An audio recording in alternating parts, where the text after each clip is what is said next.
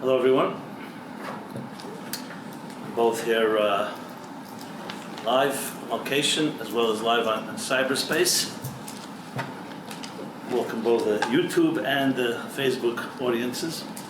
As I mentioned, we're trying here a new technology. One feed goes to both places.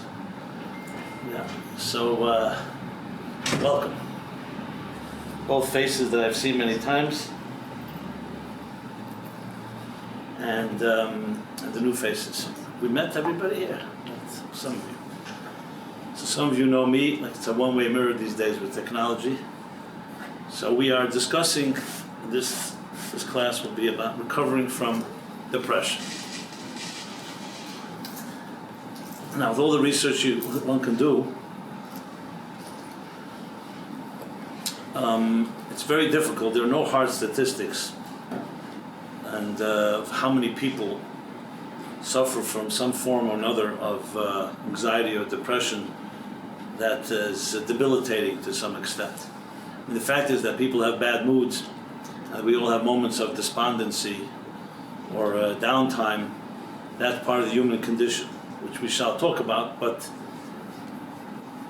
when you say depression, I mean there's a very wide spectrum, which goes from one extreme, clinical depression, chemical imbalances, and the different forms and extents and extent of these forms of depression. Some of them are not in our control, completely based on either chemical imbalances or weather or postpartum or other factors that are not in our control. But then there's depression, which we do have somewhat control over, and obviously I'll be talking more about that. And just as it's not a legal disclaimer, but as a qualification, obviously anything diagnosed by a doctor, competent doctor, as being clinical depression that may require medication or other forms of intervention is not what I am addressing here. It's not my expertise. But even that, we all know that even today, even the most radical medical type of people, psychiatrists who like to dispense medicine, all know that there's always a requirement of therapy as well.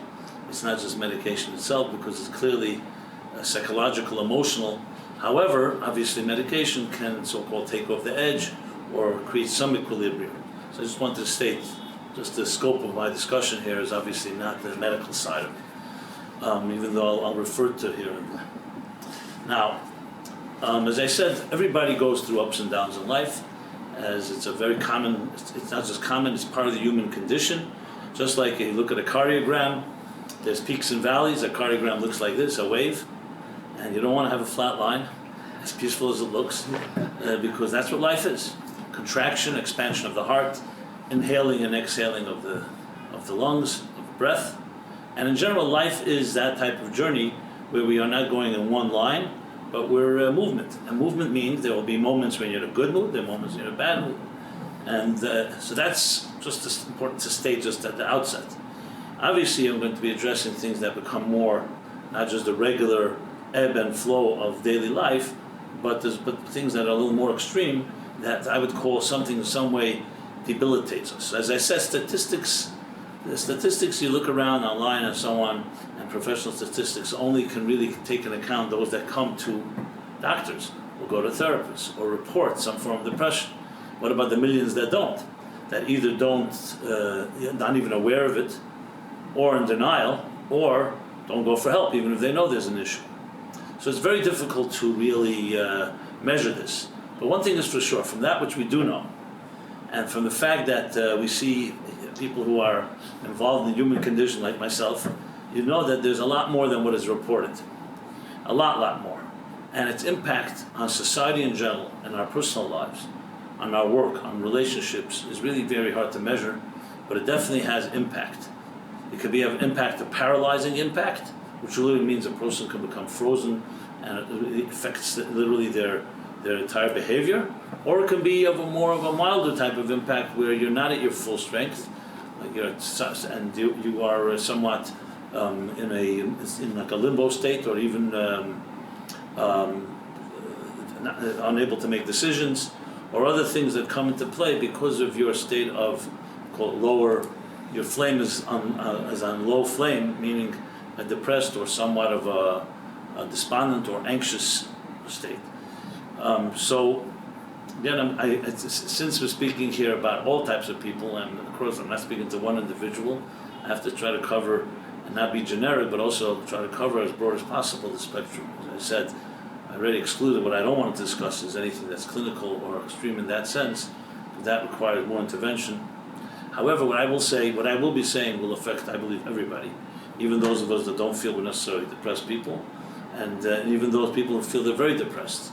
Because as I said, there's no question, we all agree that there's definitely a psychological, emotional part of this. And so, and its effect on our lives, everybody knows in their own way what kind of effect it has. Now, the word depression itself, as any type of emotional disorder, or say even disorder, has a lot of stigma to it. It's very hard for a person to say, hey, I'm a depressed person. And some of us do say it because we've either hit rock bottom and we come and say, listen, if I'm not going to be honest with myself, who am I fooling?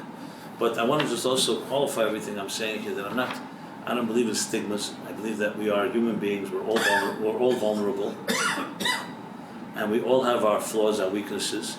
There's nothing wrong with being vulnerable.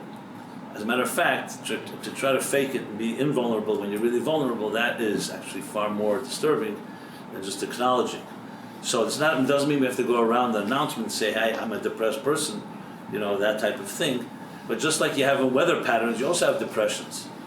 And you have in economics depressions, the same thing in human beings. So the truth is, if I had a choice, I would probably use different titles, but then most people wouldn't know what I'm talking about, because depression, everybody knows what that means, and so does anxiety, or panic, or anything like that, or fear. But the truth is I will give you the language I would use based on mystical, psychological, and mystical thinking, which in a way, not only does it relieve us from the stigma, it gets deeper into the real roots of it. Because that's really what I want to address. Is, as you know, I like to address things on a remedial and symptomatic level, which is, you need a painkiller, or in this case, maybe Prozac, or so another form of a nerve relaxation to be able to make it. So that is dealing with symptoms. That's dealing with remedial. It's a short-term. It's a band-aid. What I want to address is on the root level. Like what's on the root level? Almost to the point where we can even think of it in terms of preventive medicine. Are there things we can do that prevent us necessarily falling into a funk or worse? And when we do, what is it that we can address? And I think by understanding the roots of depression, anxiety, we can far more get in control of it. Again, I'm not suggesting there isn't room for the symptomatic and for the dealing with immediate symptoms, because if a person is in a difficult state, you definitely want to have, just like when there's a painkiller. Painkiller may not resolve the issue, but at least it gives you at least a peace of mind that you're not completely frozen or completely debilitated. So there's no question there's room for that, but that's like in any situation where you just have to deal with immediate. But the longer term solution is, the more you understand it, and going to the idea, think of it like know thy enemy, so to speak.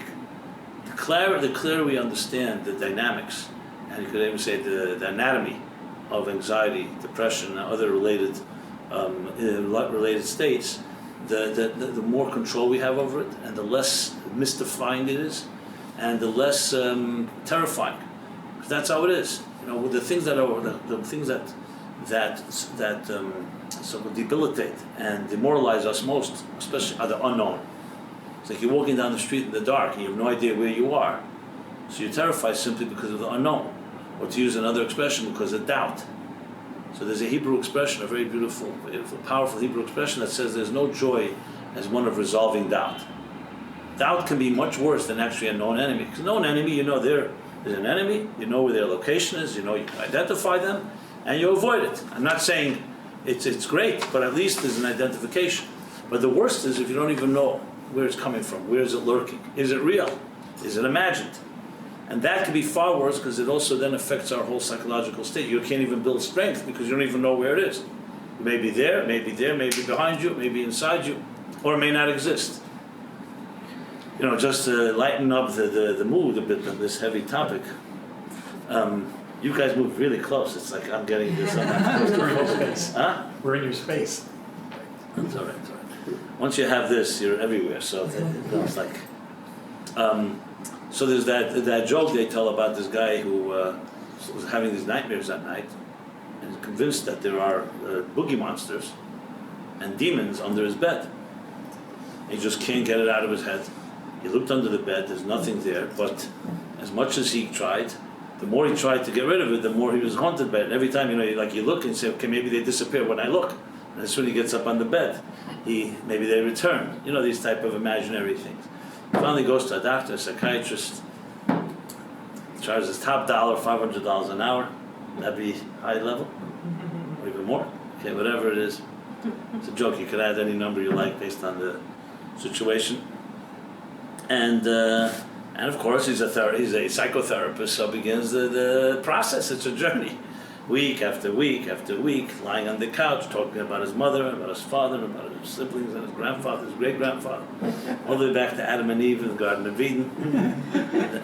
And they ate from the tree of knowledge. And there's much to talk about, right? There's all the phobias and fears, real, imaginary, his traumas. You get the idea. And he's, meanwhile, paying plenty. It's not helping, obviously. Of course, the more doesn't help, the more the doctor says, because we need more time. We haven't really got to it yet. Okay. And finally, one day, he's the Rosh Hashanah is coming, so he's going to the synagogue, and the rabbi comes to him and asks for a donation for the synagogue. So he says, I really would love to give, but I'm just giving this hundreds of dollars every week to the psychiatrist. And the rabbi says, what's the problem if you'd like to share? He says, yes, I have this crazy phobia. I think that there's demons under my bed. And the rabbi gave him a piece of advice, and everything left. Everything was gone. And obviously, he didn't have to go back to the psychiatrist, and he was able to make his donation. A few months later, he meets the psychiatrist. The guy says, what happened to you? You stopped coming. He says, I spoke to my rabbi, and for free, he gave me advice that you couldn't achieve over a year of coming to see you. He says, what did he tell you? What happened? What was the advice? He said, he told me to cut off the legs of my bed. So the bed was now on the ground. That's impossible for any demons to get it. So sometimes it's just as simple as that. Okay? I don't know what the psychiatrist responded. I don't know if there's an end to that joke. You get the idea. You get the idea. The psychiatrist may have said, if you came for another 2 years, we may have gotten to that. The process of elimination. Okay, so basically, what did he do? Made a psychological shift. There's no more legs on the bed, so you don't have the fear. The point I want to make is we all can fall into such traps of imaginary fears. And they may not begin imaginary. They may be something in some basis, but then the exaggeration. And I don't know if there's a person on earth, including myself, that hasn't had times you're really afraid of something, and it really haunted you, and let to find out sometime later, and I hope faster than later, that it was really based on nothing. The person that you thought had these real negative thoughts forgot about the whole thing, or never really was so significant, and you made it was much more exaggerated in your mind and your heart than it really was. Those are moments of deep relief. I'm sure you've had some, as I said, things that you're just so scared of, and then you find out. Now, of course, they're not always that way. There are things that are not in that category. So, but nevertheless, when you get trapped there, how would you know the difference? That's why I was saying clarity is so vital. Because clarity helps defang the enemy when you understand that. Look, even in physical war, so much as psychological warfare is important. Intelligence is even more important than actual battles. The intelligence, to know whether the enemy is really as strong as it seems. And the enemy works the other way. It tries to make you think they're stronger in some areas and they're not. The psychological warfare is in many ways, especially in today's day and age, with all type of technology and so on, probably even more important than actual warfare. And how much can you prevent when you have that intelligence? Because if you really had the intelligence and really knew, you could probably not even have to go to war, because you could preempt it by exposing or using the knowledge you have, intelligence you have, to preempt the whole issue in the first place. So clarity is a critical thing. But, of course, clarity doesn't just mean defanging an enemy. It even means, even if there is an actual, and not just an imaginary, an actual enemy, or an actual fear, or an actual thing to be concerned about and anxious about, knowing it is also always, as we say, knowing the awareness of the problem is half the cure. So basically, awareness has two goals. One is to firstly expose, perhaps it's not as big as you think it is, or something's not there at all, a problem. And number two, even if there is, identifying it is the diagnosis of it, is critical in dealing with it. Even if it should be. In this case with the demons under the bed, obviously it was imaginary. But let's say there was really something troubling that person, but the clarity is vital. And that's equally difficult in our day and age, or in all days and age, because it's all happening internal and emotional, psychological. We don't really know.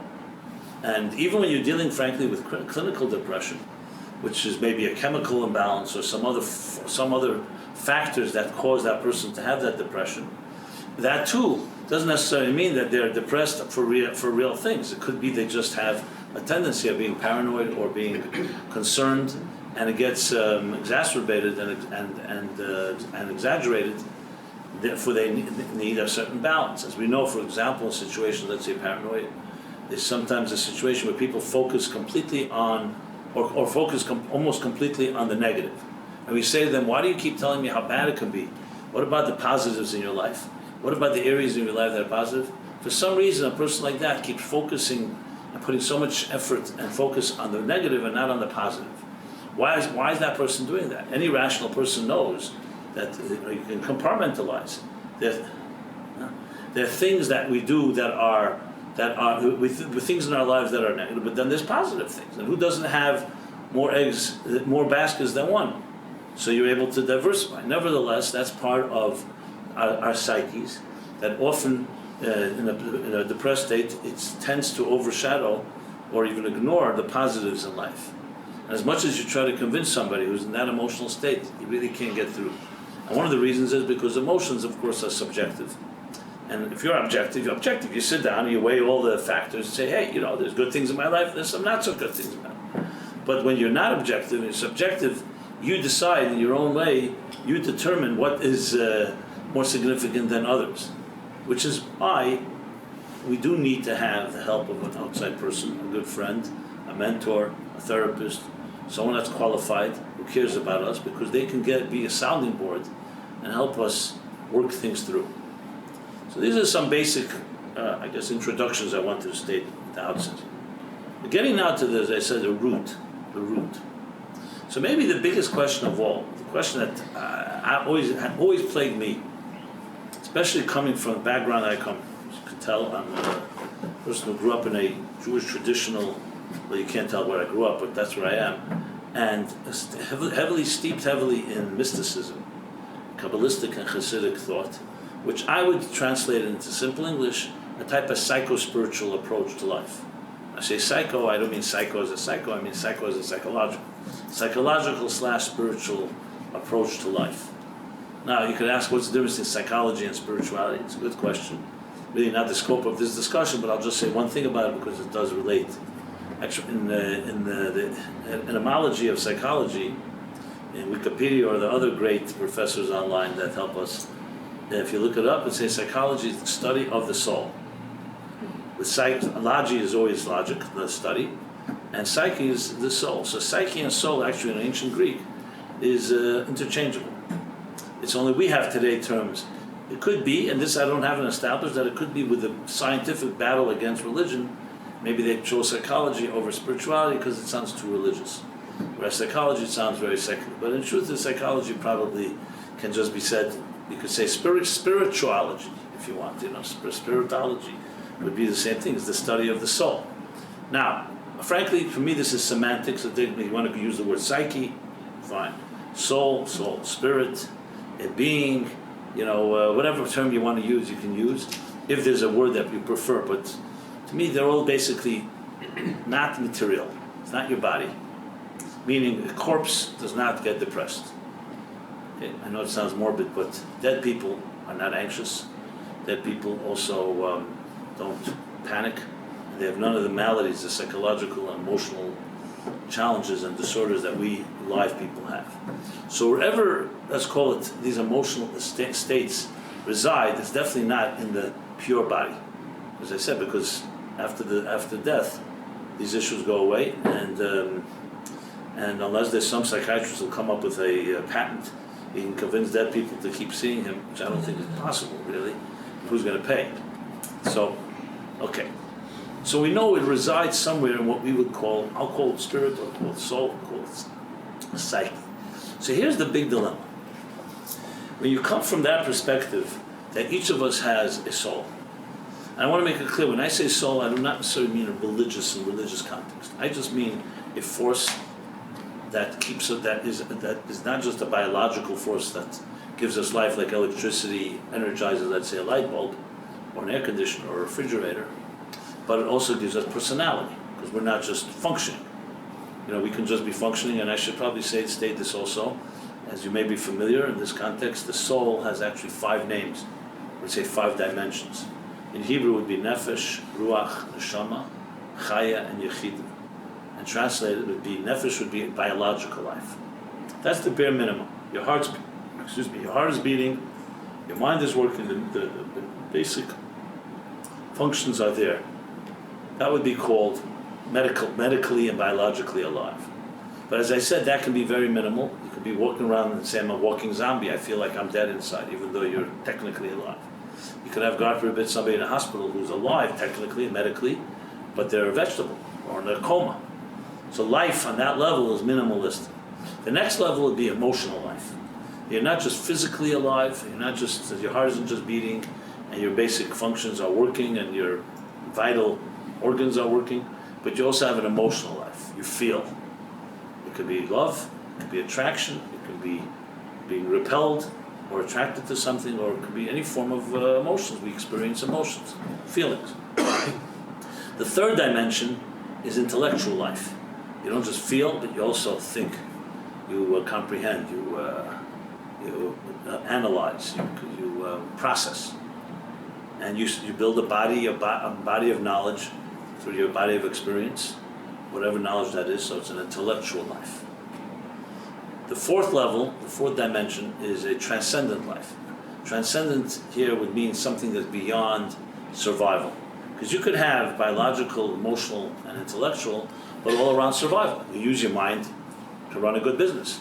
Just like animals, some of them are brilliant, but their brilliance is completely focused on survival. Hunting, breeding, and so on.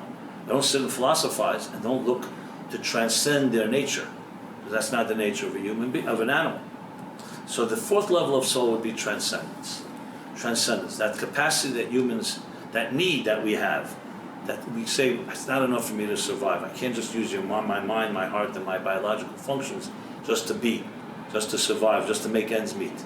And transcendence can take on the shape, just to make it more tangible, it can take on the shape of art, or music, or travel, or friendship, or romance, or sexuality, intimacy, love, faith, religion, spirituality, and so on. And then there's the fifth dimension, which is called Yechida, which is really, the best way to put it is like the core of your soul. It's like the essence of who you are. It doesn't even have transcendent quality, it transcends transcendence, if you wish. It's like the core of who you really, if you're able to get to the core of what your soul is like, that would be that level.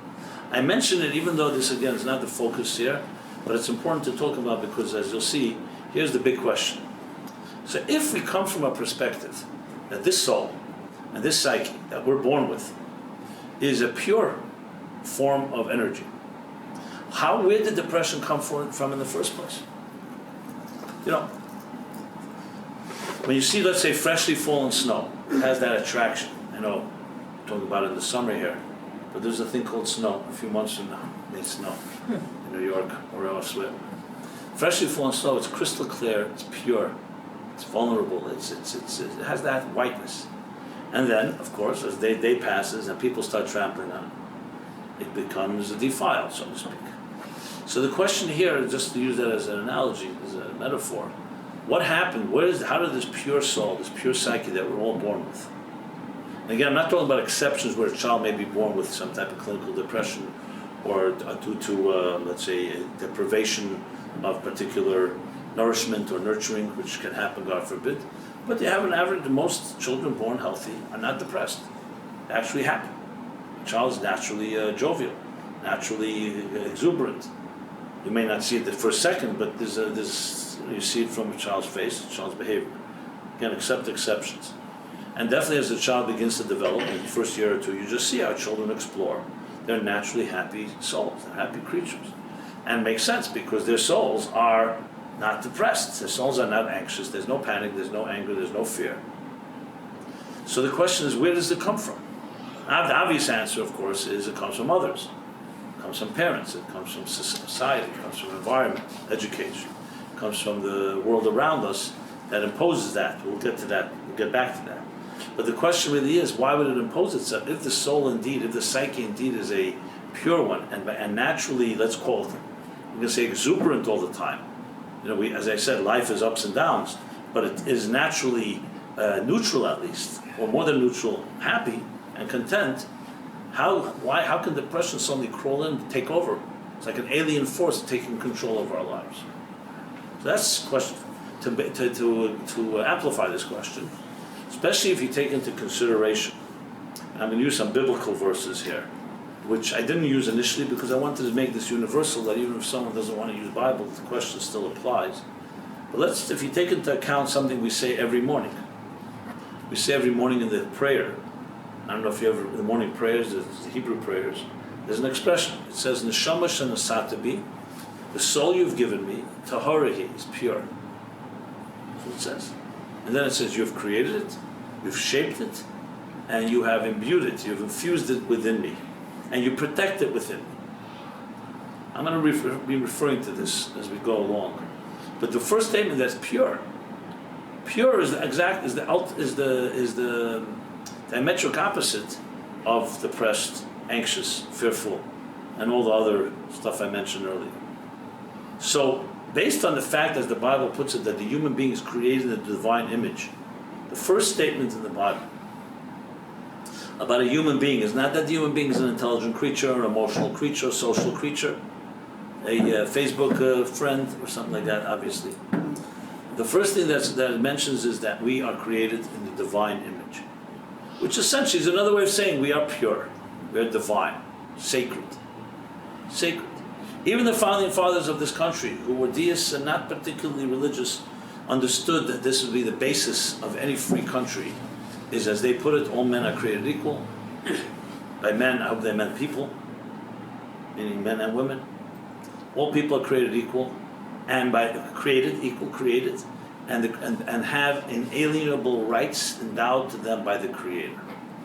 It's essentially a literally lifting the verse in the Bible, that we're all created by the divine, and therefore have a divine right, and divine elements to us. Now, in political sense, or in a basically a social sense, means rights. The right to freedom, the right to expression, freedom of religion, other freedom of press, and all that comes with the freedoms of a country. Now, we take it all for granted. Just for the record, until 300 years ago, this was not institutionalized anywhere. There was no nation on earth that embraced this principle. The world was run, whether it was the East or the West, by monarchs, by kings, by emperors, by the church, by individuals or an individual. And for good or for bad, we were completely at mercy of that person's whims and benevolence.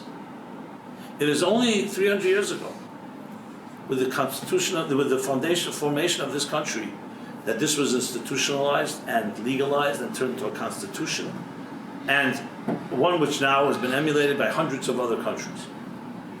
However, in Jewish thought, as I said, the Bible, this was always the foundation of everything. A human being is created in the divine image, and that's it. Nobody is closer to the divine than anyone else. Now, that doesn't mean that you can do whatever you like. On the contrary, that means we have an obligation and a responsibility to live up to our divine image. And if a person doesn't, in other words, a criminal also has a soul that's pure, but they're not actualizing it. Think of it like a pilot flame that remains burning, but you have to fan it into our behavior. In other words, our behavior should be aligned with that divine. It's not just an excuse you can say, hey, I'm divine no matter what I do. There are obligations and expectations as a result. But and the bottom line is we are all born and we all remain and retain that divine element. So based on that, the question really then is, then based on that, depression and any negative attitudes are all aberrations. They're not natural. They're like, you're born a healthy body, and then there's a wound or injury, God forbid, one occurs. That's not healthy. That's not natural. So depression is not a physical wound, it's an emotional wound. So the question is how that happens. What is the dynamics of a pure soul enduring experiencing and ultimately becoming in a state of depression. That's getting to the root of it. As I said, I want to get to the root of it. Where does that come from? And if you could answer that question, perhaps we can go back into the engine room and also rewire things, or preempt things, I should say, and then rewire them in case necessary in dealing with this. This is meaning not dealing with it on a symptomatic level, as I mentioned, or a remedial level, but on a root level. I'm not being naive, as I said, I will repeat again. That doesn't mean that we could just always do that. That would be nice if we could just go back into the engine room and say, hey, let's rewire something, I'm no longer depressed. Anyone that could figure that out would make a killing, as they would say. So because the fact of the matter is, once depression settles in, and once that emotion takes hold of us, we do need interventions, and they may be medication, or maybe other forms. So I'm not suggesting just go back to the root. But on the other hand, if you don't get to the root, you never really understand what is happening, and I would submit that knowing it can tremendously help, and definitely complement any other interventions that may be out there.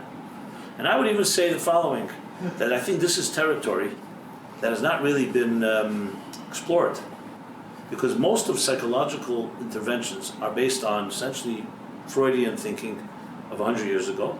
Now we know that Freud has been by some discredited, so there's other schools of thought. But really, modern psychology traces its roots to 100 years ago, to 150 years maximum. You're very rarely going to see in any modern psychology course, in college or university level or anywhere, tracing psychology back to over 150. They may glean some ideas from previous thinkers, but the basis, so-called the science of it, not to mention that some real scientists say that psychology isn't even a science. It's another story, because you can't really prove it, and it's not really empirical knowledge, etc. But however you twist and turn it, it's clearly very, very fresh and new.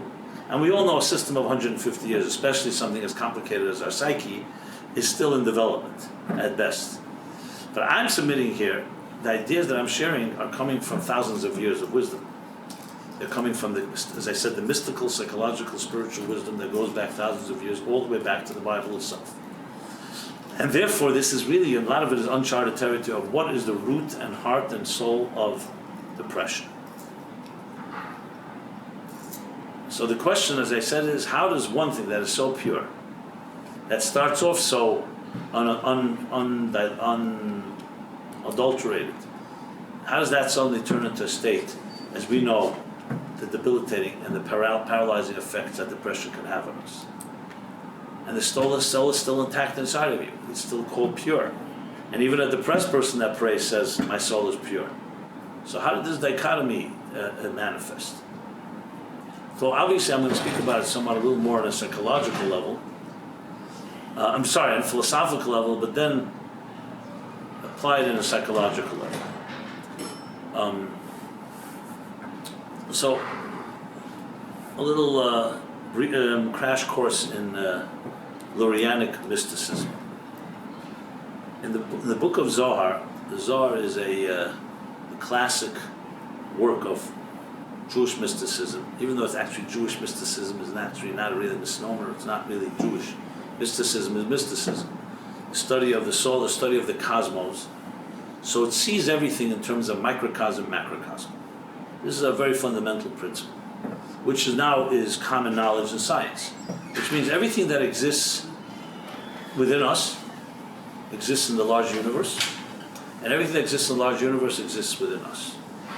Now, in quantum mechanics and in the study of subatomic particles, there's clearly that way, that atoms are all similar wherever they are, billions of miles away or right here.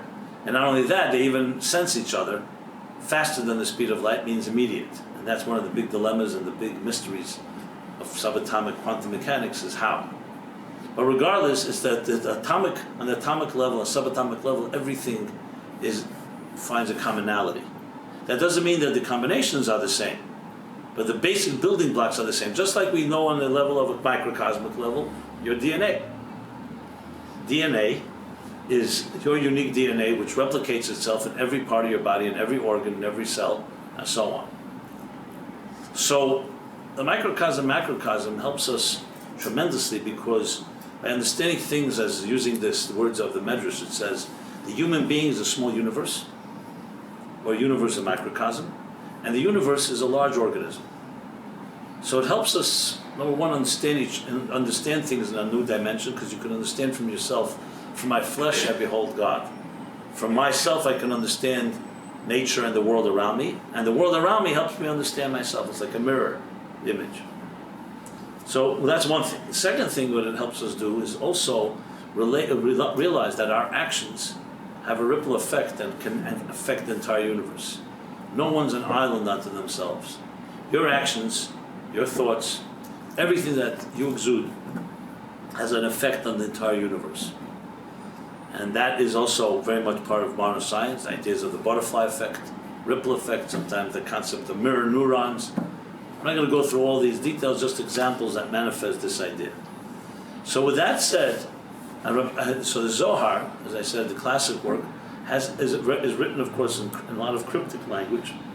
But there's an expression in the Zohar that refers to what's called a lamp of darkness. A lamp of darkness. What does it mean, a lamp of darkness? We all know lamps give off light.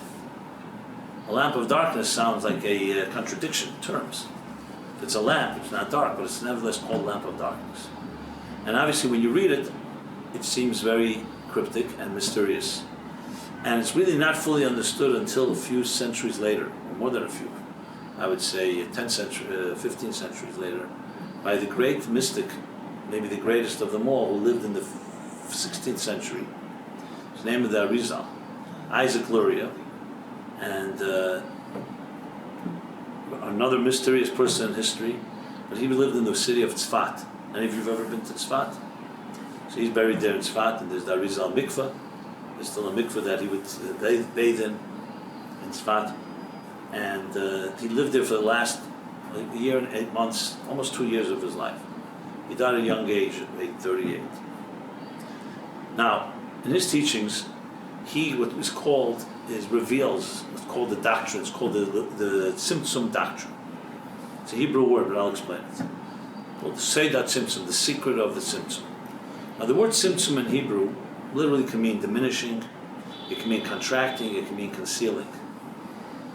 In this context, the way he puts it, and I'll just translate from his original text as it's written by his loyal student, Reb Chaim Vital.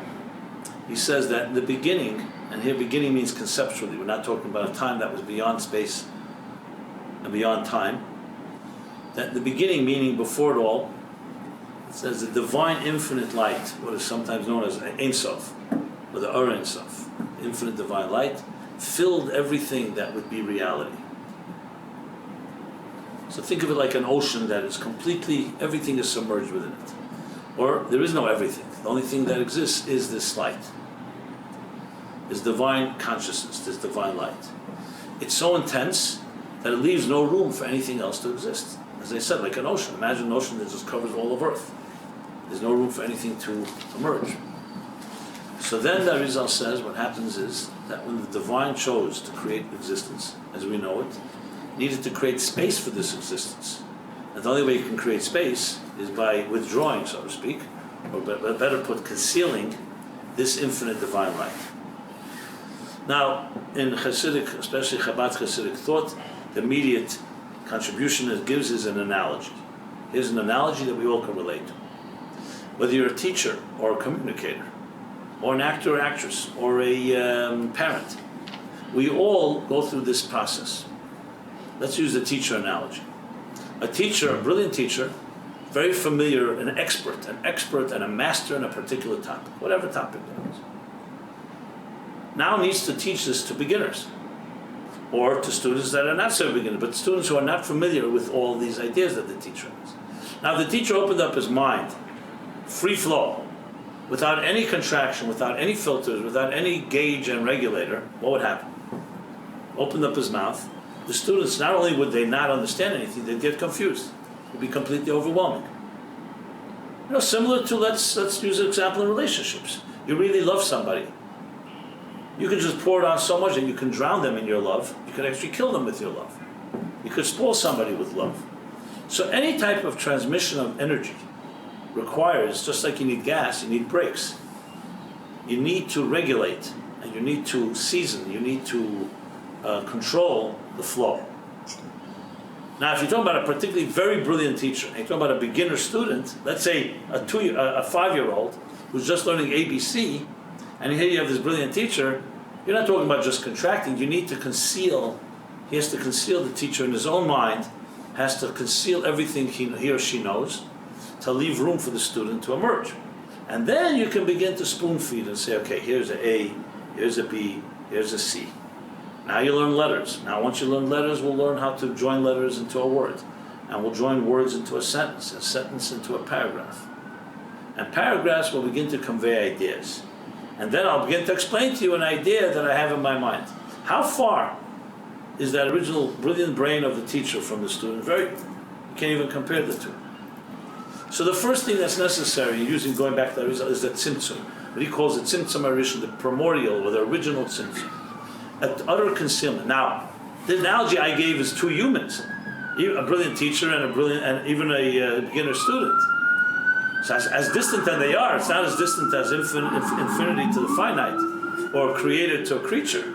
How much more so now you can multiply it infinite times over, the infinite distance between God and existence.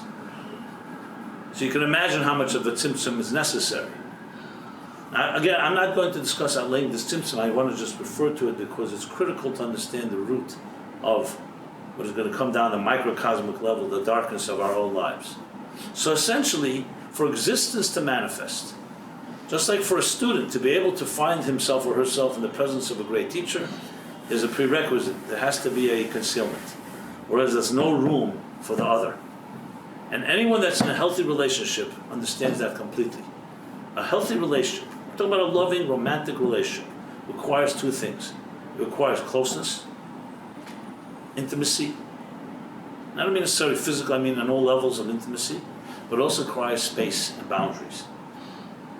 You take a relationship that only has one or the two that I just mentioned, and there's no way that it can be sustained. If, for example, the relationship is based complete only closeness, and there's no space, then each individual does not recognize their identity, they can become annihilated. You hear this very often. I'm annihilated by a person who loves me. I have lost my identity. Who am I? On the other hand, if you have space and you don't have the love and the closeness, you also have no relationship. So it's a real dance. How do you balance these two? It's not an easy thing. Because too much, as that expression goes, I use it in Torah Meaning for Life. When you're close, when you should be distant, you'll end up being distant when you should be close. And this is true in every relationship. It is like a dance. Boundaries are just as important as closeness. And someone will say, we're so close, let's do everything together, let's completely dissolve our boundaries. That's not healthy. Just like in a human body, let's go back to the microcosm, macrocosm. Look at the human body. The windpipe and the food pipe will suddenly say, hey, why do we have to separate? Let's just become one. We love each other so much. What's going to happen? Or the lungs and the heart and the liver and the brain. The body is one unified whole precisely because it has diverse and different functions and organs that work hand in hand. Or like a musical composition. Every musical note has to do its role, and then they all combine to make one beautiful harmony. So this is not about unity. In other words, doesn't mean oneness and cloning. Unity means harmony within diversity. And the same is true in this context, that for existence to be, and going back to the words of the Arizal, by Isaac Luria, existence, now the divine, so to speak, like the great teacher, has to somewhat conceal his presence. In order for you and I to emerge and build our own resources and become entities, and then as we grow and expand our consciousness, the more we do, the more we can contain that divine consciousness. And to the point, as the Arizal continues, then one day the student can meet the teacher on the teacher's terms, but not in the beginning. When the student starts studying ABC, they're not on the teacher's terms. But with time, and if it's done properly, then the student can have a very close relationship with the teacher, to the point that they can meld as one. The same thing in this case. So the tzimtzum's purpose is not concealment for purpose of concealment, it's concealment for the purpose of revelation. It would be like, as I said, withholding in order to be able to spoon feed and properly teach. As the child grows, you can feed more and more, and the channels can widen and expand, and the more so-called of the teacher's energy can enter into the student's space. So in a way, you could basically say that Arizal explains the existence of space itself, the idea of creating space for another. In this case, it's this divine consciousness creating space for the other being us. When I say us, I mean us collectively and individually. Okay. Now, once there's that space, then that space is slowly, as he puts it, filled with a very thin ray of light, which is like the spoon feeding, and you begin to expand. Essentially, our lives, if you want to put it in the mystical terms of the Arizal, is we're trying to expand our containers to be able to receive and absorb higher states of light consciousness. And the more we expand them, and how do we expand them? By refining ourselves, the more we're able to assimilate it, and the more divine we become. Now, what's the other side of things? If we don't expand them, if we feed into this concealment, then what we're basically doing, we're contracting, we're narrowing the flow. What is that? Because that is the ego, the arrogance. Because leaving space for another also has a risk involved, the risk of independence. Now that the divine energy has so-called concealed itself and left space for us, obviously the objective is for us to be wise and realize this is a space for us to be able to grow and get closer to our teacher. But what happens if we decide, you know what, I have my own agenda.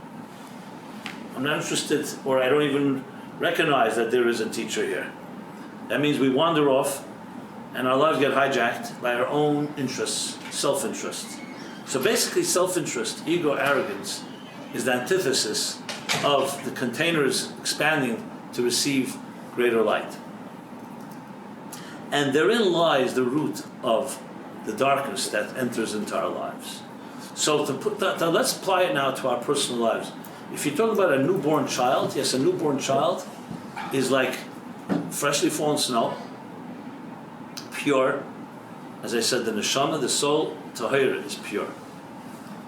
It's pure because it is coming straight from the source, and it has no side agendas. But it enters a world where there is independent consciousness, and there are individuals that are living by that independence, starting from our parents, and our educators, and our society, and the environment, and the media, and everything around us. And what is it teaching us? If it was teaching us, hey, listen, you have an independent space in order for you to become a student, to reconnect to the divine that's concealed itself, that would be great. But that's not what it's teaching us. It's teaching us, take care of yourself. Me. Figure out how to make money. Figure out how to build your own influence and power. We become disconnected from that source, and we can perceive ourselves living in an agnostic universe and disconnected. What do you think is going to happen? What's going to happen is that you wander away from that lifeline, which is the source that allowed you to have that independence. So one of the analogies some of the Hasidic masters give for this, another analogy would be a teacher or a parent hiding, like playing hide and go seek, from the student or the child, in order for the child to be ingenious enough and figure out where that parent is. Okay, so if you have a child that really begins to search, that's great. But what happens if the parent or the educator hits themselves so well, the child stops looking? That is how they explain existence as we know it. Basically, we were created as independent entities in order to reconnect, but we lose sight of our mission, and we forget that, we're not even looking anymore. And we begin to live our lives on our own as if there's nothing but us. And that's the root of existential loneliness, and as I soon see, the root of all forms of depression and anxiety and so on, is disconnect. That's the word. It's a disconnection. Because if you think about it, just in simple English, what happens when a person is anxious or depressed? It causes them to freeze up. It causes them to close up. You don't feel. Just like what's the opposite of that? Someone that's very happy, joyous, upbeat. They're expansive. The opposite is when you get locked up into yourself and you recoil. It's like literally curling up into your own self, either physically or emotionally. and everything is tied up within you.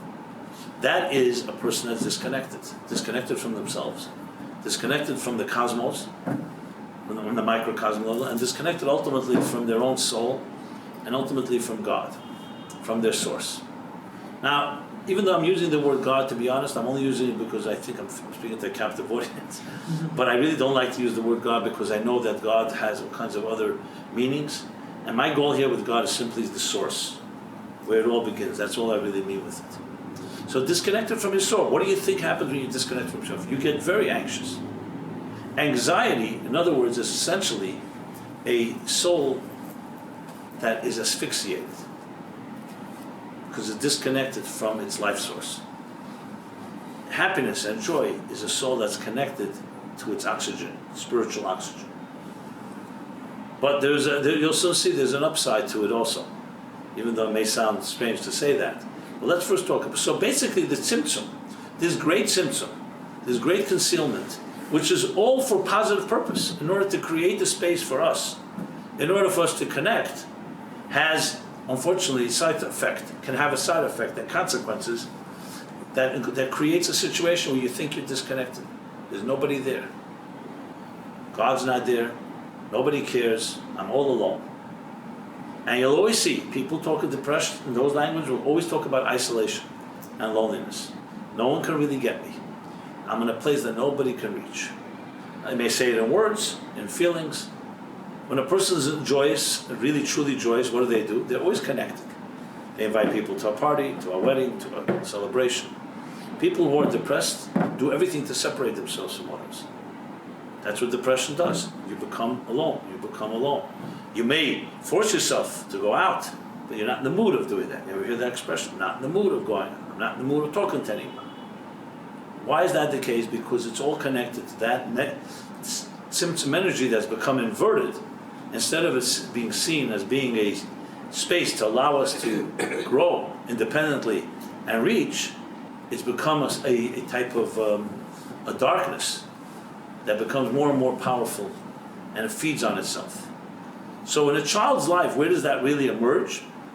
It emerges earliest with parents.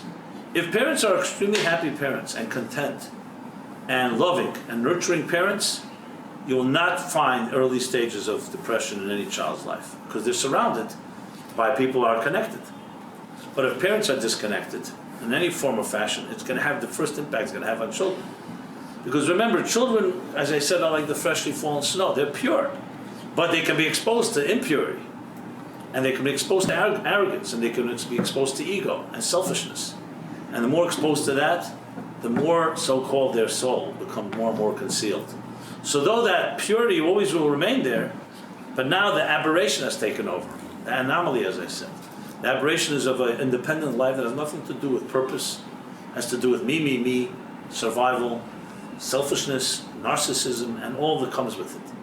What do you think that's going to lead to? Of course it's going to lead to a form of depression one way or another. It has to. Whatever, I'm not talking about what exact extent. Now let's say parents are healthy, but remember, parents are not all. The children go to school, and then they get exposed to friends. And the friends may not be coming from such healthy homes. And then they get exposed to society. And then just throw into the picture everything that we know.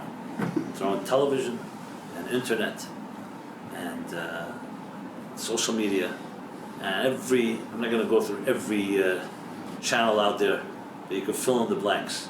And what is being streamed to them? What? That they're connected to a higher source and that there was a tzimtzum that allows you to be independent so you can reconnect. When's the last time you think any child got such a message? You know? And even in religious homes, I would add. Religious homes that do it by rote and mechanically, and there's no spirituality involved, they're just habitual or cultural, they may not also be getting that message.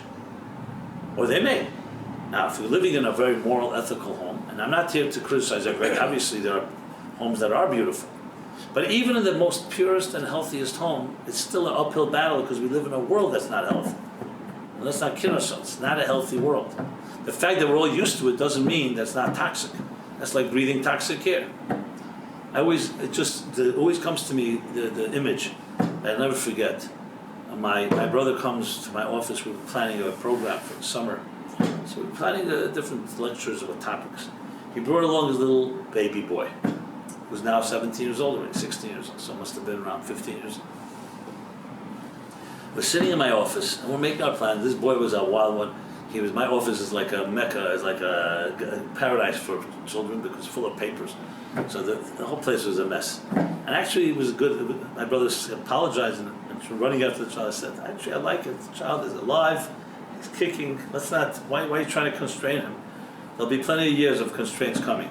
Meanwhile, let him just be. And for me, it was a good excuse to do a clean up in my office anyway. And you'd have those papers. You know how it is. Anyway, suddenly, I don't remember why, but by accident or by purpose, I turned on the monitor. On the monitor on the wall. Television. And the little boy, who was literally didn't sit in one spot for a second. You know, children, they're moving all the time. Unless they have something they're playing with, they're just constantly on the move, which is what makes them so alive and so energetic, exciting. Suddenly, he sees the screen, he sits himself down, I remember, and stares like this. It was so chilling. It was so the glaring contrast of this non-stationary child, mobile, suddenly frozen and staring. And my brother says to me, shut it off, because he looked like he was hypnotized. So maybe 30 seconds it was on, and I shut it, but the 30 seconds didn't go away. He kept looking, because it takes because he saw those images streaming. So it took another 30 seconds to go back to his regular. And I remember I said to my brother, you know what, we should make that a topic. Look, 30 seconds. And he never saw television before, if I recall correctly. That's 30 seconds. It was almost took complete control of him, his attention. Imagine 30 minutes. Imagine 30 hours. Imagine 30 hours every week, whatever the statistics are. I started saying to myself, how can anyone growing up in this world have a fighting chance? They are dealing with images and messages being streamed to us against our will. I'm not even saying, let's say it was a purely clean show, who cares? I'm not even talking about the decadent stuff or depraved stuff. But still someone else telling you what you should be watching. Someone else controlling your mind. And the power of visual, which is absolutely hypnotic. That's why it's such a good babysitter. You sit children down by video, you got it. For 3 hours, you have them under control. Right? And I said, what's that? Now, I'm not here to throw a fire and brimstone attack on modern technology. Rather, I'm talking about advocating for pure minds and hearts and souls. So we understand technology. Right here, I'm sitting here and broadcasting, God Almighty, in every form of technology. So I'm hardly the one to vilify it. But I like to believe that I'm controlling it. It's not controlling me. Maybe that's my own denial. But my point is, however, that there's no question that it's hypnotic. And hypnotic and not in a healthy way. So we're not dealing with a neutral, level playing field. We're dealing with forces that begin to attack us as soon as we're born. So that pure soul that is connected, and the concealment of the tzimtzum, which is formidable enough, now takes on a whole new challenge. All the forces of this world, beaming at us, screaming at us, want something from us. What do advertisers want mostly from children? Is to make sure that you buy things for them, that they see. And the same thing with adults, and the same thing with everybody. So the statistics show by the time you're age 20 years old in the Western world, you have seen 1 million advertisements. 1 million. Seen or heard, or maybe just seen, but regardless, it's a nice number. And wherever you go. Now again, not all of it is evil, and not all of it is malicious, but it's definitely not the message that I said. So when you study the Arizal, you suddenly, to me, you get like a real backdrop. That's what's going on here. We enter into a dark world for a good reason, because we need to become independent students, as I said, to begin to discover things on our own. We can't be overwhelmed by the divine consciousness. So the Tzimtzum does that. But then we're dealing with a world that has completely been hijacked and has its own agenda altogether. Forget about thinking about reconnecting to before the pre-Tzimtzum consciousness. We're completely on our own here. And the blind leading the blind. And that's that. And if you need any reminders after this class tonight, I'm not suggesting this, but just in case you need a good reminder, turn on a good old 24-hour news channels. I don't care which channel it is. They're all doing different forms. This one is right wing, this is left wing, fine. But basically they're all shooting information to us. When I open up the Arizal's writings, and I open up Hasidic thought explains it, it's not just refreshing. I literally feel I'm entering a whole different universe. It's a universe that's talking about what's behind the scenes that's causing all of this. And when you turn on a regular television or anything else, you're hearing the message of the world. Just like two worlds. You've seen The Matrix, right? It's literally like that. What is reality? Now, I understand no one's suggesting, and the Torah does not tell us, it's not advocating we leave this world. This is the challenge, is to be in a world like this and connect to that reality. That's the challenge. So we're not talking about escapism and denial of reality. It's to see clearly, and when you open your eyes, you see new things. So depression and anxiety is really a side effect. It's not even the cause. It's the effect of a dark world. Now, for some, it's going to affect in a very profound way, in extreme ways, and for others, it'll affect in a little milder way. But it's in direct proportion of what your reality is. If your reality is this world, so it's like Einstein, whoever said it, you can never fix a system from within the system. Depression is a product of a misplaced focus. Instead of trying to reconnect to that which is before the concealment, it just intensifies the concealment. If you want to have a remedy to that from the root, you have to reconnect to a place before there was this darkness in the first place, to a place of why you're here. Are you fulfilling the mission in your life? Now the tzimtzum is a very powerful force because it's the divine itself concealing itself. It's not just a concealment. It's not someone concealing. It's God himself concealing his own presence. But it's not airtight. There is, as the Arizal says, a kav. There's a thin ray of light. There is an opening. And you can look for it. And you can find it. So in other words, that neshama, that soul purity that I described, never disappears. Even as we get controlled and hypnotized and seduced and whatever, all the words you like, overwhelmed by the world's, by all the different attractions in this material world, the soul still remains ticking, like he says in the book of Song of Songs. I am asleep, but my heart is awake. So it could be our consciousness we're asleep, but something is still ticking. And that brings me to the double-edged sword, the other side of anxiety. Remember I mentioned before, anxiety is not in the domain of the dead. It's only live people. Because anxiety on one hand is essentially the tzimtzum in microcosm in your own personal life. But on the other hand, anxiety is also a cry for help. When a person is anxious, or a person is depressed, or any other form of darkness of a spirit, it's essentially your soul saying, I'm dying of hunger. I can't breathe. So just like when it comes to pain, what is pain? We all hate pain. But on the other hand, if you didn't have pain, you wouldn't know there was a problem. Pain means your nerves are alive and kicking, and they're aware and sensitive. Make sure it's this.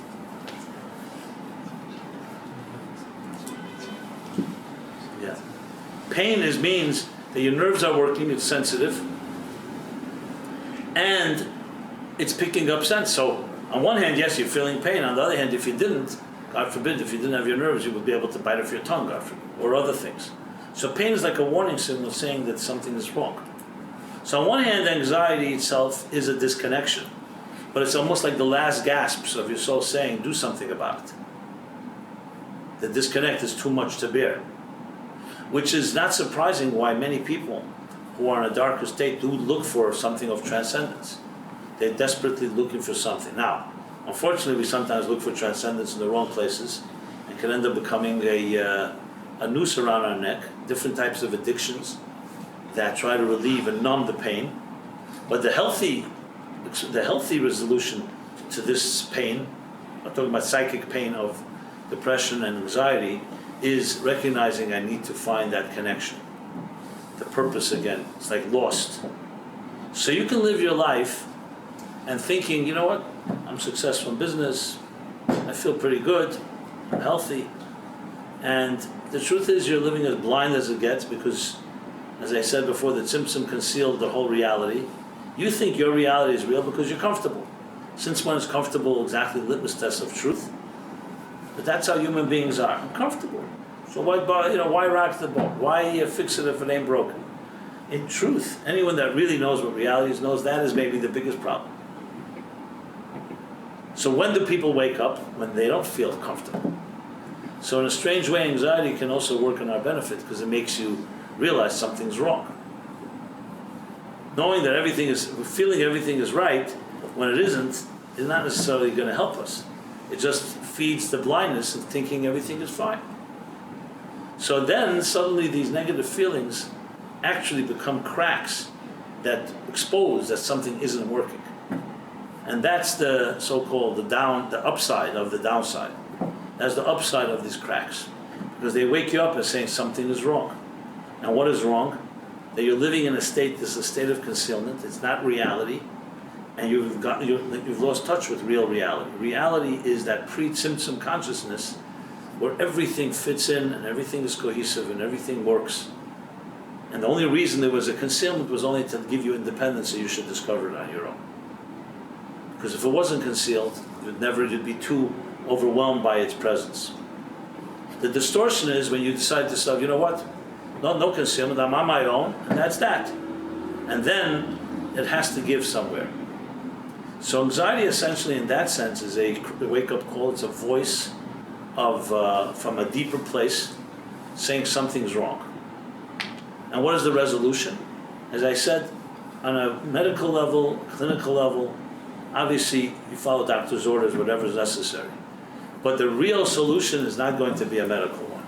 The real solution is reconnection to the source. Because that immediately is the best antidote to the disconnection of depression.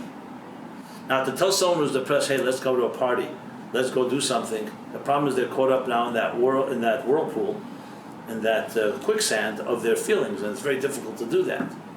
But the solution then is to find something that person can connect to, that gives them feeling of purpose in life, feeling that they have a reason they're here. That is what you work on. Is it easy? No, because obviously a person in a depressed place is not interested in doing anything. They're not motivated. So you get yourself this catch-22 situation. That's why we learn from Joseph that you prepare in the years of plenty for the years of famine. It's very difficult for a person who's drowning and suddenly say, listen, let me give you a Kabbalistic Hasidic class on Tzimtzum. They're drowning. They have no patience and they don't have the wherewithal to even listen. So what you can do is, before you get out into the water, let's discuss. And remember, we live in a world that's, all the paths are filled with danger. We live in a dark world. And don't think just because you're comfortable, it isn't dark. It just means you found yourself a little oasis. And you prepare yourself when things are calmer. For the day will come when there will be a storm. The day will come when there will be a depression or anxiety. And then it's going to be very difficult to pull someone out. So the first most preemptive measure is you have to be completely cognizant and aware of the dynamics of what I just described. There's an ultimate, central, underlying unity that connects it all with a divine source. But that was concealed. It was concealed for only one reason: to give us independence, to give us the ability to be on our own, just like I said with love.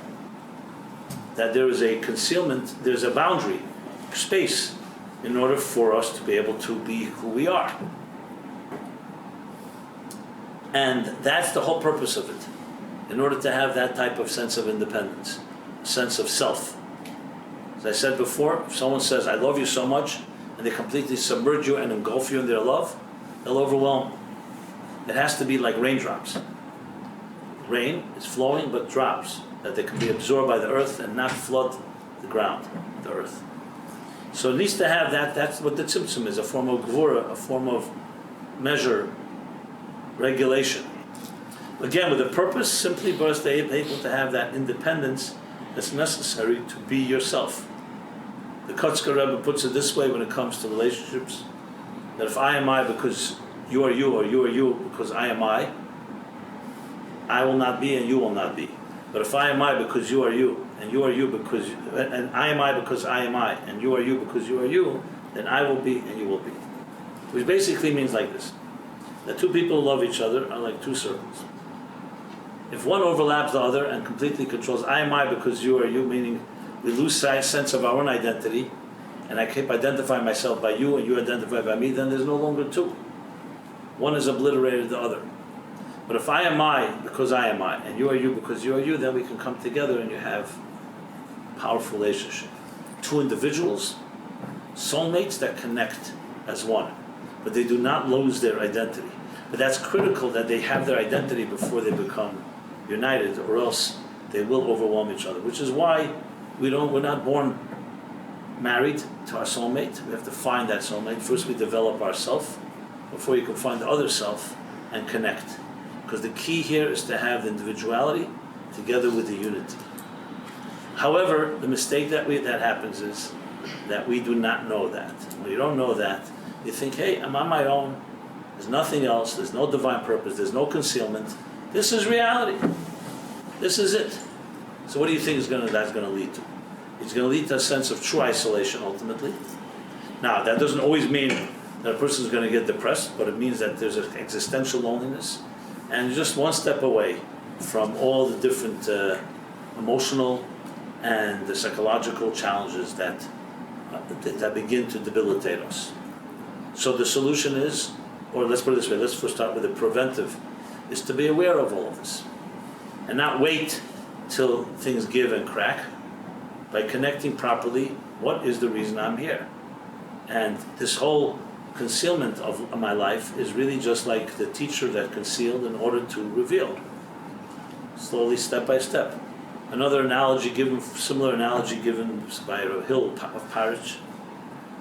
And he says it's like a teacher who's teaching his beloved student, and then suddenly, because of his deep love, decides he wants to reveal a new idea that he's never taught before. Unprecedented, new innovation. But because it's so new, both for the teacher and the student, he has to prepare himself. So what does the teacher do? The teacher falls into a silence, which the student can misunderstand as being abandonment. When in truth, it's just a silence because the teacher is digging deeper to find a greater connection. Can you imagine? So the whole point of it is to express deeper love and a deeper wisdom. But the student can say, hey, my teacher's fallen silent, he's no longer here. You know that, what do they have, that greeting card, I think is a takeoff of this idea. I don't know if it's a greeting card, it's one of those cards that you give people, like, when they are depressed or something, or lonely, or in pain, or wounded, or coming through loss. So you have these two sets of footsteps in the sand. This is you, your life walking, and God's walking side by side. And then, as you travel, you see a little further down the road, the path, only one set of footsteps. And this is the most difficult times of your life. Where you're walking these two footsteps, so you have two steps, but the other set of footsteps is God. So everybody, of course, the lonely person says to God, why did you abandon me? You're walking side by side with me. When it came to the darker times, only one set of footsteps. And God says, I didn't abandon you. That's when I carried you. So the first set of footsteps is God's, not yours. You're being carried. But you don't know that. You don't recognize that. Because it's only when things are going well, you feel it, you see it. So how does one connect to something like that? When it seems like a contradiction. It's all dark. How can I see something when it's dark? So as I said, step one is preempting it by recognizing before you get into that lonely place that there will be lonely times and there will be difficult times. But know fully aware that the more you connect it to your purpose, the more you'll be able to counter those darker times. And the second thing is when a person does get into a situation like that, there's only one real ultimate. I'm not talking about, again, short-term medication, intervention, therapy, all fine and good every professional that can help. But the real long-term solution is to recognize that you have to have spiritual nourishment. It's simple, the soul must be fed. Food is not going to ever relieve anyone from anxiety, even though a lot of people are anxious, eat a lot, or other addictions. It's going to be spiritual nourishment, which means purposeful, things that are virtue, kindness, charity, things that are not physical that are going to feed that soul to reconnect it. Because that's the only thing that counters existential loneliness and depression is a sense of connection. Connection to something that feeds your soul, which is, as I said, the pre-symptom consciousness before this whole thing was concealed in the first place. And actually, if you use that anxiety and depression against itself, think of it like a catapult, like a springboard that catapults you because it's so powerful, that energy, negative energy. But if you use it towards something positive, you can change worlds. Because at the end of the day, even the depression, anxiety are very powerful forces. The problem is they're not positive energy, they're negative energy. But it's energy. A black hole has more energy than a shining star. It's so powerful, the energy, the gravitational pull, that it doesn't allow light to escape. So imagine if you were able to harness that. So you can harness pain, and you can harness anxiety into a positive force that can catapult you back to pre-symptom consciousness. That's how powerful it is. Whereas without it, you can continue your life on a regular flow and not necessarily get to that type of powerful place. Leonard Cohen puts it, the cracks is where the light gets. That's how the light gets in. That's the power. So I know it sounds like paradoxical, but it's actually quite powerful, and you see it. You'll see people who've suffered. Some of the greatest innovations in history came not from people who were complacent. They came from people who were tortured. Really tortured in many ways. But they didn't let the torture destroy them, they let the torture motivate them. Now, I'm not suggesting that we should allow ourselves to get tortured. God should bless us all to preempt all that. But in case a person does have that, don't think it's all lost. That itself can play a tremendous role in motivating somebody. But you have to have a healthy attitude and a healthy influences, because it's so easy to fall into the pit of hopelessness, and the pit of self-pity, and the pit of resignation. It's not that simple. That's why it's important to have people around you. It's important to have this information, like I said, the spiritual knowledge and the spiritual nourishment. Those are the forces.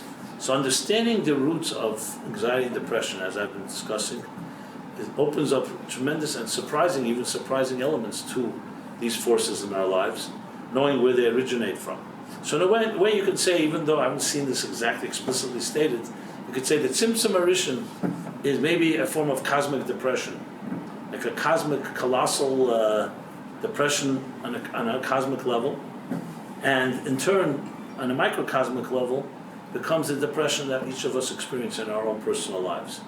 What a depression is, what's a depression? Things depress, compress, in order to express. So the real goal is that it's like think of it like, as I said with the springboard, when you close up, if you close up strong enough, it could also be a catalyst to expand. It's like you pull back the bow, the farther back you pull it, the further it can fly.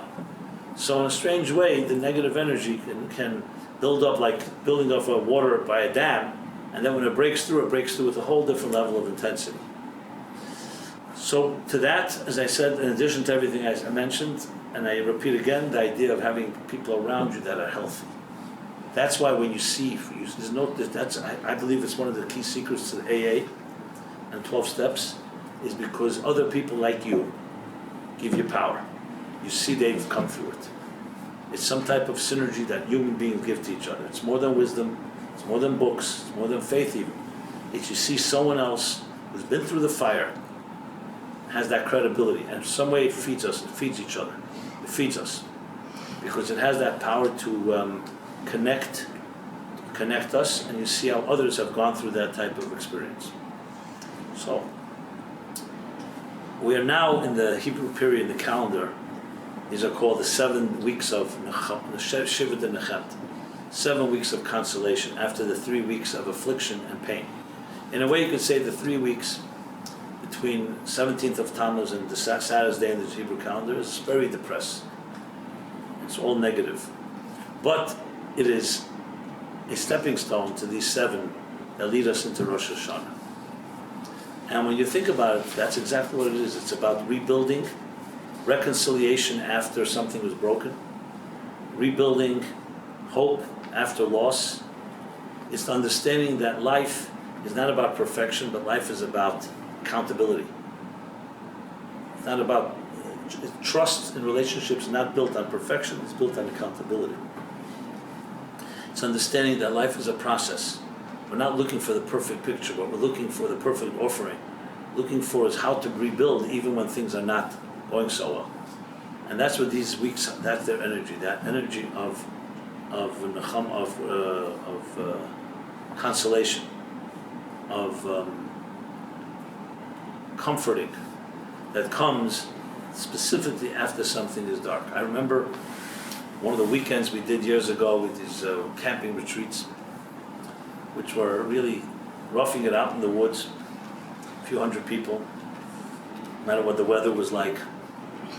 And I remember we had a good staff, people who knew how to do camping, and they helped others who had no clue. Part of the staff was we were always looking, obviously, people coming to camping. Some people are never did it before, and it could get very irritating. So we had very good professionals who were good at calming people down in case they were getting too nervous with whether it was raining or their tent wasn't pitched properly, etc. So we had a whole plan for that, and there was one particular woman that weekend, and as soon as she got out of her car, everybody noticed we're really going to have trouble here, because she seemed very angry and very bitter as it was. And then with this whole camping thing, it's not exactly, as I said, a 5-star hotel. So it just accelerated, or decelerated, I should say. And all the staff, no matter who spoke to, nothing helped. So they finally came to me.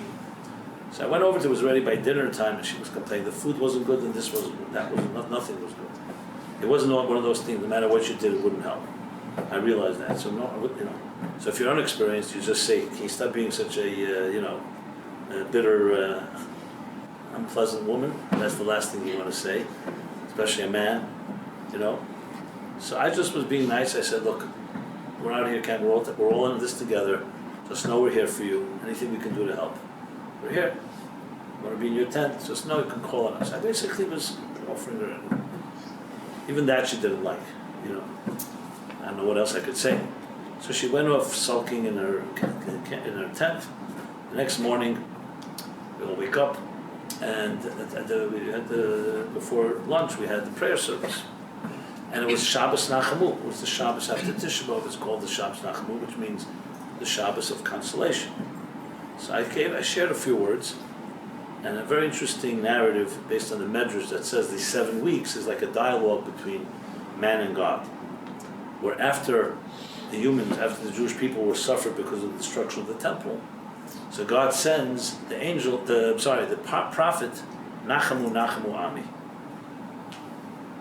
My nation, be consoled, be consoled. That's the first week of the 7. The next week we read that the Jewish people respond, why, God, you're the one that destroyed the temple and destroyed our lives. Why are you sending messengers to console us? Why don't you come and console us? It's like someone hurts you and they send someone else to say, I'm sorry. That was the idea. So the next week God says, you're right. And he says, Anechi, Anechi, Menachemcha this week. The third week God says, I myself am coming to console. So I asked the question, what is this, a game? God knew that he should be consoling them. Why did he send the angel in the first place? The prophet. And then they had to demand that God come himself, and then when God finally comes anyway, he could have just come in the first place. So I shared this following thought. I said, that God can console us. Obviously, that's an obvious. God can do anything. God takes and God gives. He breaks and he builds. But what God gave us was a gift, that we can console each other. Because if you think about it, we all are mortals. And just like I can get hurt, you can get hurt. So how could one mortal console another mortal? We're all in the same boat. We're all weak. Yet we see that when a person is sitting shiva, God forbid, we come and we are menachem over. We can console them. When someone's in the hospital, when someone's suffering in any way, when someone's depressed, we have the power to console each other. And that's what God wanted to give. That God should come to console, as I said, that's what's the nothing innovative about that. So he said, I'm giving you the power to console each other. And then when the Jewish people said, we want you to come yourself, obviously he came. That was what I shared. And we see this. It says that when you visit the sick, the Talmud says, you take away 60th of the illness when you visit someone that's sick. When I was a little kid, my father took me once, I don't know who we visited, a relative or a friend. And after we left, my father told me this, that it takes away 1/60th of the illness. I asked my father, That means if you visit him 60 times, will he become completely healed? So my father said, when you'll get older, you'll understand. Okay. I still don't really understand. It basically means, it's qualitative, obviously, and it's the concept, the idea. But the point being is, so I finished my talk, that by the service. As I walk on the side, the woman that we're talking about calls me over. She comes over to me, she wants to talk to me. So we go for a little further out. She says to me, I want to tell you something. I know I've been behaving, she used some expletives, I won't repeat that. I've been behaving really obnoxiously, angry and bitter. I have to tell you, it has nothing to do with you or the staff, everybody's been really wonderful. I need to tell you that this Shabbos is the first yahrzeit of my son, who died 1 year ago today. My young son. So you can imagine how I feel. And I came here, I didn't expect that, everything, but that's really where I'm at. But when you said, and I don't even know what put those words in your mouth, you said that we have the power to console each other. Not just God can console, we can console each other. I felt consoled. So I wanted to just apologize and tell you that. And the rest of Shabbos, obviously, I knew there was something bothering. I knew it was not us. We didn't do anything, obviously. Not to the guilt and blaming yourself. But I didn't know what, but she shared that. But I thought it was appropriate, and I want to bring it back to our discussion here. We have the power to give each other strength, even if we ourselves are not so strong. Because your weakness is not my weakness. Your depression is not mine, so we can give each other strength. And if we're all like limbs on one large organism, we know strong limbs strengthen the other limbs. That's why when a person is sick or something, he's supposed to drink and he's supposed to exercise other parts, because they help strengthen. One part of the body is going to help strengthen the other part of the body. One part of the soul will help strengthen the other parts of the soul. So all these are some of the tools and mechanics, tools and instruments to be able to preempt and to deal with depression. As I said, I'm talking about it on a level that you usually probably don't hear, more on the root level, but it's the key level, the sense of belonging. Or to use the words of Rav Meir Meprim Mashlan, when you're tied above, you don't fall below. The key to not falling, the key to not allowing depression and anxiety to overwhelm you, is to know you have a rope to hold on to that's greater than you. Anyone that thinks they're all powerful and Superman, I don't need anybody, I'll just get out of this, is not going to resolve the issue, to put it mildly. It's the exact opposite. It's recognizing. It's like people of who suffered. I've heard this more than once. They said, you know the power of faith only when you have nothing else but faith. Because if you think you have other resources and other things, you can rely on this, rely on that. It's when you realize that there's a power that's stronger than you are. That's really, it's not reaching above you, it's really reaching inside that pure part of your soul that's connected to the pre-symptom consciousness before this whole concealment in the first place, which is really where we need to connect to. In the words of the Arizal, it's like the kav, the thin ray of light that connects to that which was before the tzimtzum. So yes, even though we may be learning ABC and just the beginning spoon-fed, but that ABC is coming from a ray of light. It's a very narrow ray of light, but it's connected to that which is before the concealment in the first place. And the whole purpose of the concealment is deeper love. Now, the more you are aware of this, the more reality this becomes your reality right now, the more it will to serve you well in times when you don't always feel or see it. Because you really you become part of a higher reality. Not the one that television and media and this entire world feeds us, which are really toxins, to be honest. Even if it's good news. It's still human news. It's still man-made. You want to have things that are not man-made, because the divine forces in our lives are the things that counter the darkness and all these different areas of vulnerability and weaknesses that we go through. So my friends, first blessing is you should not have any of these darknesses altogether. Second blessing is even if you do, you have all the resources you need to deal with it. There we go, covered all the bases. I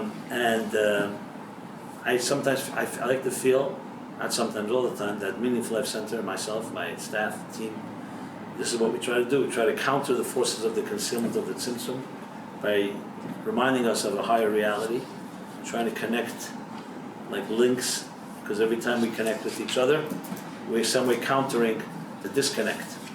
I really think that's what it's about. There's 7 billion people on this planet. We're either going to connect each other or we're going to remain disconnected. So every connection is a form of, like, you're either part of the problem or you're part of the solution. I've never heard of a third option.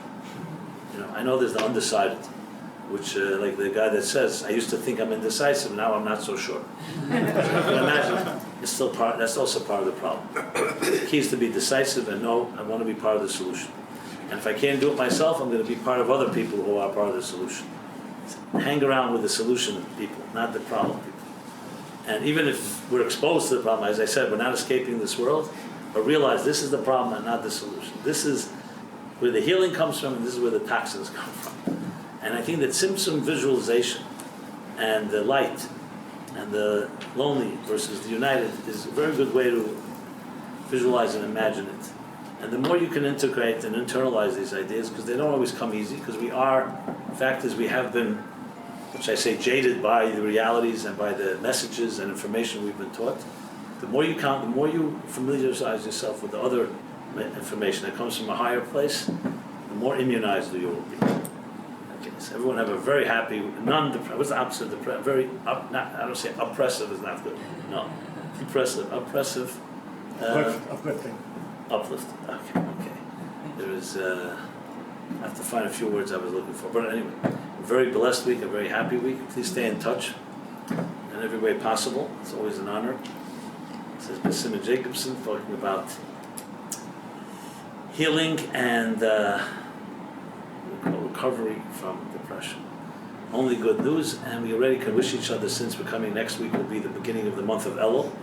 So some of you may be familiar with my book, 60 Days, which is really like a workbook, a day-to-day workbook. We send out our emails and all kinds of other ways of communicating, like a daily thing. It's really actually a 60-day step-by-step guide from what we're discussing, from break to fixing, from disappointment to hope, from dreams being lost to dreams being found. Essentially reconciliation after love lost, love refound.